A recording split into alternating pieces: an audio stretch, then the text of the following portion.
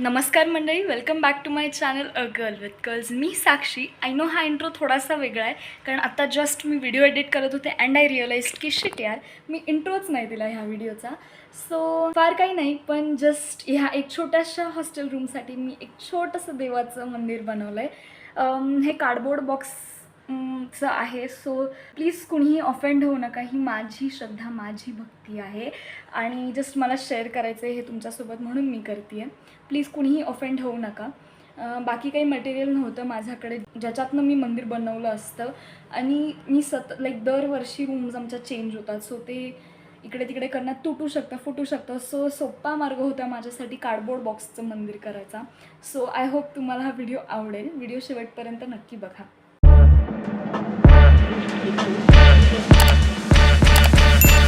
So हाच तो cardboard box आहे ज्याचा आज आपण मेक ओव्हर करणार आहोत.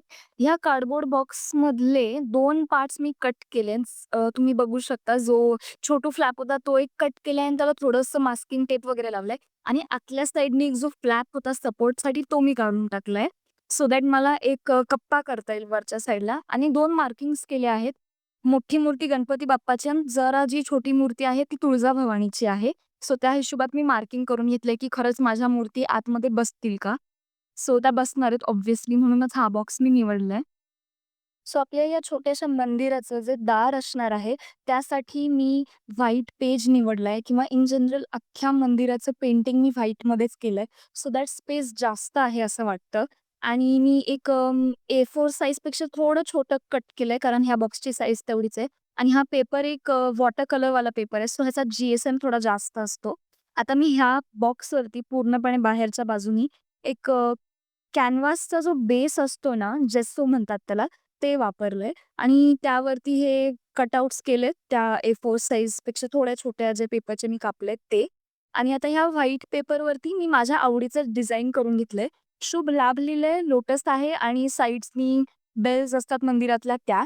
ह्याची आउटलाईन मी एक्रेलिक 3D गोल्डन मार्करनी करून घेणार आहे, जे दिसायला खूप छान दिसतं. त्यानंतर अजून एक पेपर घेऊन मी सेम त्याच साईजमध्ये कापून आतल्या बेसला चिटकवणार आहे. वरच्या बाजूला थोडी जागा राहिली आहे अँड दॅट इज फाईन. त्याच्यावर एक दुसरा पेपर चिटकवलाय मी नंतर. आय गेस तो या व्हिडिओमध्ये मिस झालाय कुठेतरी. फेविस्टिक वापरतेय मी सगळ्या गोष्टी स्टिक करायला. फक्त कप्पा मी चिटकवताना एका वेगळ्या ग्लूनी चिटकवलाय.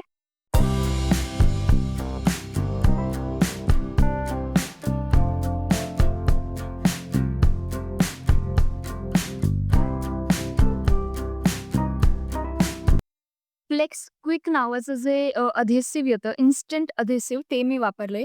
हे इन्स्टंट आहे म्हणूनच मी वापरलंय कारण कप्प्याला धरून बसण्याइतका वेळ नसणार आहे आपल्याकडे. सो पटकन हे लावून ते चिटकलं तर बरं पडतं. जेव्हा मी हा कप्पा चिकटवला ना, एक छोटीशी चूक माझी जी झाली, हा कप्पा जरा लहान होता आणि हा बॉक्स जरा आधीचं जे काही सामान ह्याच्यात होते त्यामुळे थोडासा फाकल्यासारखा झाला मधनं. सो एका साईडनी हा कप्पा नीट चिकटला नाही. बट स्टिल सामान जास्त जड ह्यावर मला काहीच ठेवायचं नव्हतं. त्यामुळे ते नाही का, म्हणजे पडलं नाही किंवा असं काही त्याला प्रॉब्लेम झाला नाही. सो या. आता मंदिराचं जे दार आहे त्यासाठी जे आपण कटआउट्स तयार केले, हे ओव्हरनाईट सुकू द्यायचे आहेत, तरच तो 3D पेनचं पूर्ण जे काही काम केलं आपण ते सुकेल. सो ते चिकटवायला मी अगेन फेविक्विक वापरलंय आणि आतल्या बाजूनी कप्प्याला पण माझ्याकडे त्या कप्प्याच्या साईजपेक्षा थोडा छोटा एक लाल कापड होतं, ते मी चिकटवलं कारण मला त्याच्यावरती हळद, कुंकू, एक काडेपेटीचा बॉक्स आणि जपाची माळ वगैरे ठेवायची होती. आणि खालच्या बाजूला देवांच्या खाली जे लाल कापड आहे ते मी चिकटवलं नाही आहे ॲज सच. बट या, this is the final look. I hope तुम्हाला हा व्हिडिओ आवडला असेल तर मला कमेंट करून नक्की कळवा. पुन्हा भेटूयात अशाच एखाद्या व्हिडिओमध्ये. तोपर्यंत बाय बाय.